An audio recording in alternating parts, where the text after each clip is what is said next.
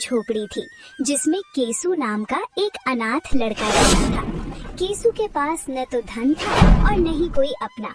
वो दिन भर गांव वालों की गाय भैंसे चराता और बदले में उसे 2 वक्त की सूखी रोटी मिल जाती थी। हे भगवान, ये बारिश भी आज ही होनी थी।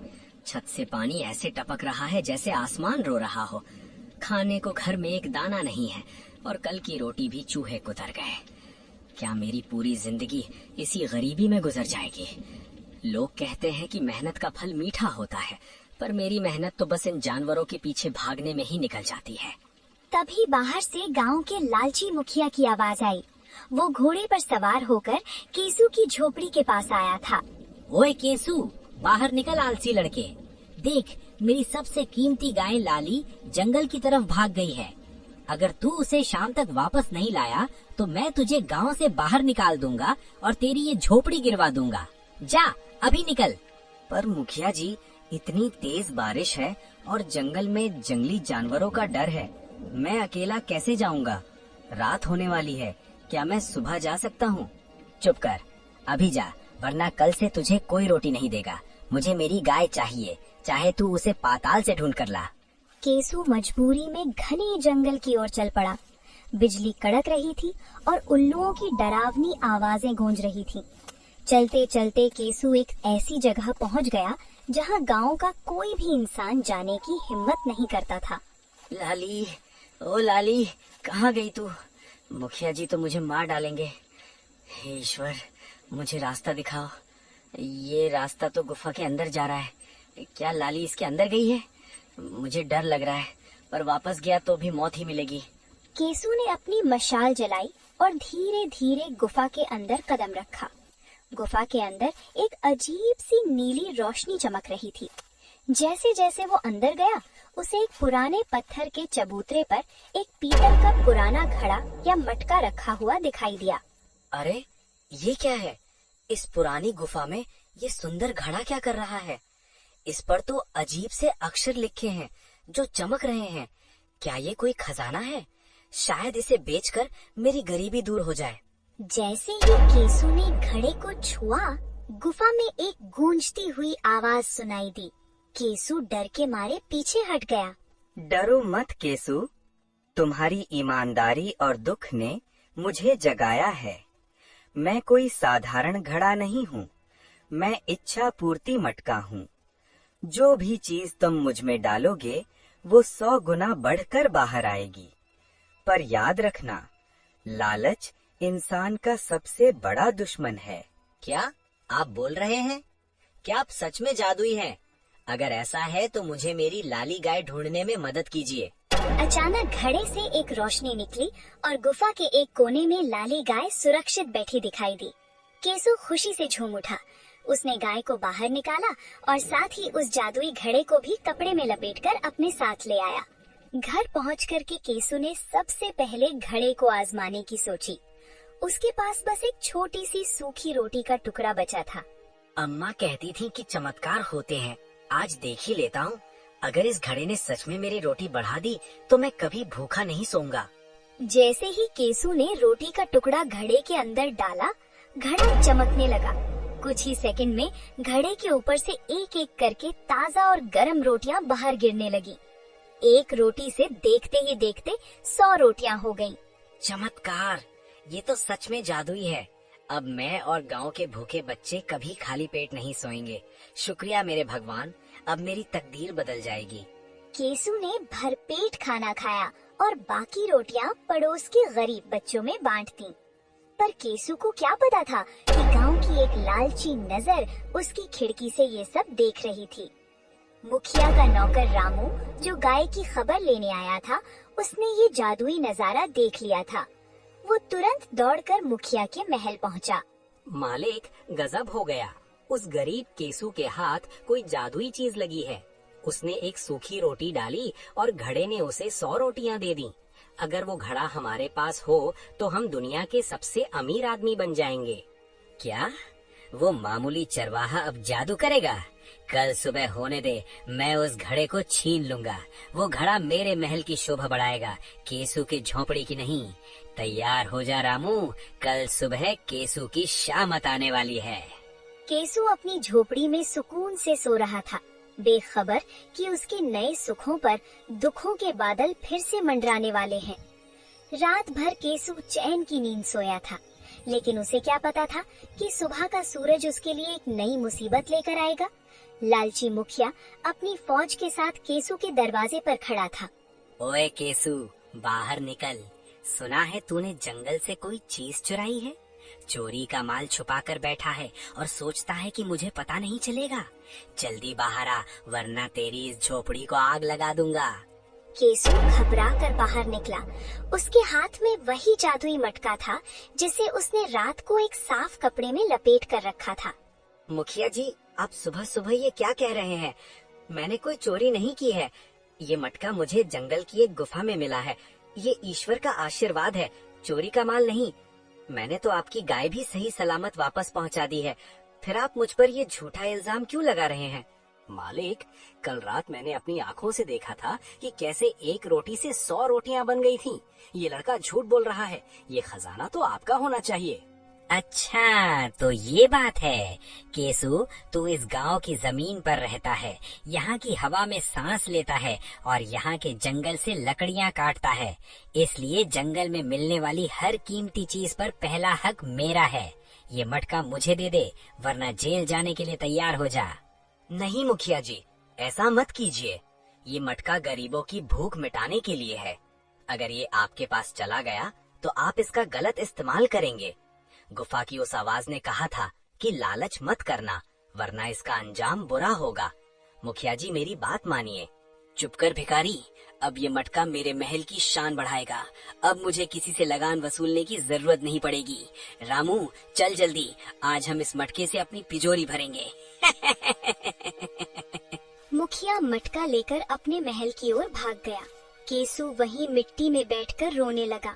उसे डर था कि मुखिया का लालच कहीं पूरे गांव पर कोई आफत न ले आए। मुखिया बहुत उत्साहित था। उसने सोचा कि अगर रोटी डालने से रोटियां बढ़ सकती हैं, तो सोना डालने से सोना भी बढ़ेगा। देख रामू, आज तेरा मालिक दुनिया का सबसे अमीर आदमी बन जाएगा। ये देख, ये मेरी आखिरी सोने की मोहर है। अब मैं इसे इस मटके में डालूंगा और फिर देखना, हमारे पास मोहरों का पहाड़ खड़ा हो जाएगा। अजय रुकिए, पहले देख तो लीजिए कि ये काम कैसे करता है। कहीं ऐसा न हो कि सब कुछ गायब हो जाए। तू चुप कर, तुझे क्या पता जादू के बारे में? ये देख। जैसे ही सोने का सिक्का अंदर गया, मटका नीली रोशनी से भर गया। एक सिक्का 2 हुआ, 2 से 4 और देखते ही देखते मटके से सिक्कों की बारिश होने लगी। अरे वाह रामू, देख, सोना ही सोना। और डालो, जो भी कीमती चीज है सब इसमें डाल दो। जेवर लाओ, रेशमी कपड़े लाओ, सब कुछ 100 गुना कर देंगे। लालच में अंधा होकर मुखिया ने अपने घर का सारा कीमती सामान मटके में डालना शुरू कर दिया। धीरे धीरे पूरा कमरा सामान से भर गया, लेकिन तभी मुखिया से एक बहुत बड़ी गलती हो गई। अरे ये क्या, बचाओ, मेरा पैर फिसल गया। रामू, मुझे बाहर निकाल। इससे पहले कि रामू कुछ कर पाता, मुखिया जादुई मटके के अंदर समा गया और मटके का जादू शुरू हो गया। मटके से एक मुखिया बाहर निकला, फिर दूसरा, फिर तीसरा। ये क्या हो रहा है? इतने सारे मुखिया जी। मालिक, आप कौन से वाले हैं? देखते ही देखते महल में 100 मुखिया खड़े हो गए। हर कोई चिल्ला रहा था कि वही असली मुखिया है और वही इस खजाने का मालिक है। ये मेरा महल है, तुम सब बाहर निकलो। नहीं, मैं असली हूँ, तुम सब नकली हो। ये सोना मेरा है। 100 के 100 मुखिया आपस में लड़ने लगे। उन्होंने एक दूसरे के बाल खींचे, थप्पड़ मारे और पूरे महल में कोहराम मच गया। खजाना तो दूर, अब मुखिया को अपनी जान बचाना मुश्किल हो रहा था। मैंने कहा था कि लालच का अंजाम बुरा होता है। मटके ने मुखिया के लालच का आईना उन्हें दिखा दिया है। अब अगर ये 100 मुखिया गांव में आ गए तो ये सबको तबाह कर देंगे। मुझे कुछ करना होगा। मुझे उस गुफा में वापस जाना होगा और पूछना होगा कि इस जादू को कैसे रोका जाए। केसू फिर से उसी घने जंगल की ओर दौड़ा। उसे पता था कि केवल वही आवाज इस तबाही को रोक सकती है। हे जादुई शक्ति, मुझे माफ कर दीजिए। मैं उस मटके की रक्षा नहीं कर पाया। मुखिया ने उसे छीन लिया और अब गांव में अनर्थ हो रहा है। 100 लालची मुखिया आपस में लड़ रहे हैं। कृपा करके इस जादू को वापस ले लीजिए। मुझे वो मटका नहीं चाहिए। मैं अपनी गरीबी में ही खुश हूँ। बस मेरे गांव को बचा लीजिए। केसु, तुमने अपनी परीक्षा दे दी है। तुमने अपने सुख के बजाय गांव की शांति मांगी। जादू को रोका जा सकता है, पर इसके लिए तुम्हें एक बहुत बड़ा त्याग करना होगा। क्या तुम तैयार हो? हाँ, मैं कुछ भी करने को तैयार हूँ। बताइए मुझे क्या करना होगा। तुम्हें उस मटके को तोड़ना होगा, लेकिन याद रखना, जैसे ही मटका टूटेगा तुम्हें मिला हुआ सारा सुख, वो रोटियां, वो उम्मीदें सब गायब हो जाएंगी और तुम फिर से वही गरीब केसु बन जाओगे। क्या तुम फिर से गरीबी स्वीकार करने को तैयार हो?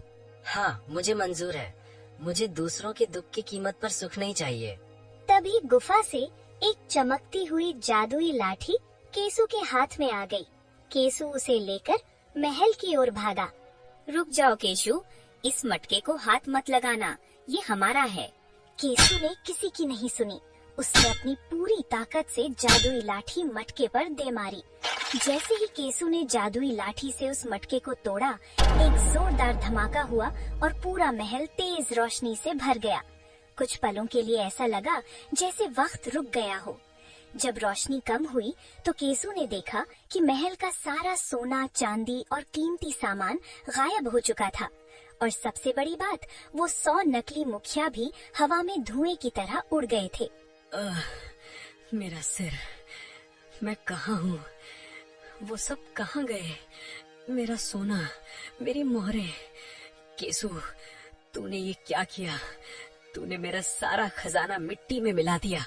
मुखिया जी, वो खजाना आपका था ही नहीं, वो लालच का जाल था जिसमें आप फंस चुके थे। अगर मैं ये मटका नहीं तोड़ता तो वो 100 मुखिया इस गांव को नरक बना देते। शुक्र मनाइए कि आप अकेले बचे हैं, वरना आपकी लालच ने आपको कहीं का नहीं छोड़ा था। महल की सारी सुख सुविधाएं गायब हो चुकी थीं। मुखिया अब फिर से एक साधारण इंसान बन गया था, बल्कि उसका अहंकार टूटने के कारण वो पहले से भी करीब महसूस कर रहा था। गांव वालों, मुझे माफ कर दो। मैंने अपनी शक्ति और पद का गलत इस्तेमाल किया। केसु ने आज मेरी जान भी बचाई और इस गांव को एक बड़ी तबाही से भी बचाया। मैं वादा करता हूँ कि आज के बाद मैं कभी किसी गरीब का हक नहीं मारूंगा। केसु, तेरी झोपड़ी भले ही टूटी है, पर तेरा दिल इस गांव में सबसे बड़ा है। केसु ने मुखिया को माफ कर दिया, पर जैसे ही वो अपनी झोपड़ी की तरफ बढ़ा, उसे जादुई आवाज की वो शर्त याद आई। मटका टूटने के बाद तुम फिर से वही गरीब केसु बन जाओगे। तो मैं फिर से वहीं आ गया जहाँ से शुरू किया था। पास में ना रोटी है और ना ही कोई जादुई मटका, पर आज मेरा मन बहुत हल्का है। मैंने दूसरों की भलाई के लिए अपना सुख त्यागा है और यही मेरा सबसे बड़ा धन है। लाली गाय सुरक्षित है और गांव में शांति है। मेरे लिए इतना ही काफी है। केसु चूल्हा जलाने के लिए सूखी लकड़ियां इकट्ठा करने लगा। वो फिर से अपनी पुरानी मेहनत वाली जिंदगी जीने के लिए तैयार था। अचानक केसु के सामने वही रहस्यमयी आवाज फिर से गूंजी, पर इस बार वो डरावनी नहीं, बल्कि बहुत मधुर थी। केसु, तुमने साबित कर दिया कि निस्वार्थ सेवा और ईमानदारी से बड़ा कोई जादू नहीं है। तुमने अपनी परीक्षा के हर चरण को पार किया। जो मटका तुमने तोड़ा वो लालच की परीक्षा थी, और चूंकि तुमने उसे तोड़कर गांव को चुना, इसीलिए अब तुम्हें असली इनाम मिलेगा। नहीं दिव्य शक्ति, मुझे अब कोई जादुई मटका नहीं चाहिए। मैं अपनी मेहनत से कमा कर खाना चाहता हूँ। मैं तुम्हें मटका नहीं बल्कि एक वरदान दे रही हूँ। आज से तुम्हारी मेहनत का फल हमेशा 100 गुना होगा। तुम जिस खेत में बीज डालोगे वहाँ सबसे अच्छी फसल होगी। तुम जिस बीमार जानवर को छुओगे वो ठीक हो जाएगा। तुम्हारी ईमानदारी ही तुम्हारा सबसे बड़ा जादू बनेगी। समय बीता और केसु गांव का सबसे सम्मानित और खुशहाल किसान बन गया। उसके पास कोई जादुई मटका नहीं था, पर उसकी मेहनत में जादू था। उसने गांव के बीचों बीच एक बड़ा भोजनालय खुलवाया, जहां कोई भी गरीब भूखा नहीं सोता था। बच्चों, याद रखना कि जादू वस्तुओं में नहीं, हमारे इरादों में होता है। अगर हम ईमानदारी से मेहनत करें तो कुदरत खुद हमारे लिए जादुई रास्ते खोल देती है। लालच एक ऐसा मटका है जो कभी नहीं भरता, पर संतोष एक ऐसा खजाना है जो कभी खत्म नहीं होता। गांव का वो मुखिया अब केसू का सबसे अच्छा मित्र और सहायक बन गया था। रामपुर गांव अब खुशियों का गांव बन चुका था। केसू की जादुई कहानी ने सबको ये सिखा दिया कि इंसान की असली कीमत उसके धन से नहीं बल्कि उसके त्याग और चरित्र से होती है। लालच का अंत हमेशा बुरा होता है, जबकि ईमानदारी और दूसरों के प्रति दया का भाव इंसान की किस्मत को जादुई रूप से बदल सकता है। एक शौबरी नामक ऋषि